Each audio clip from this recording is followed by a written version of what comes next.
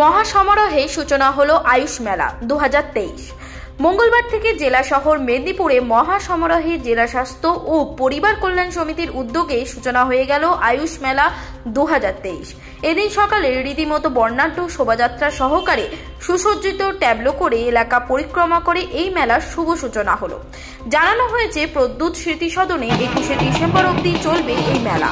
মেলাকে ঘিরে প্রতিদিনই থাকছে নানা সাংস্কৃতিক অনুষ্ঠান ও কুইজ প্রতিযোগিতা।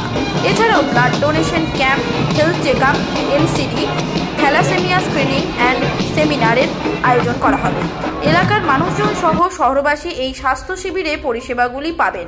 এই মেলাকে কেন্দ্র করে এলাকায় কয়েকদিন উৎসবের মেজাজ চলবে বলে জানা গিয়েছে। এদিন এই মেলার শুভ উদ্বোধন অনুষ্ঠানে উপস্থিত ছিলেন রাজ্য সরকারের জলসম্পদ উন্নয়ন মন্ত্রী সম্মানীয় ডক্টর মানস রঞ্জন ভূঁইয়া সহ অন্যান্য বিশিষ্ট ব্যক্তিবর্গরা।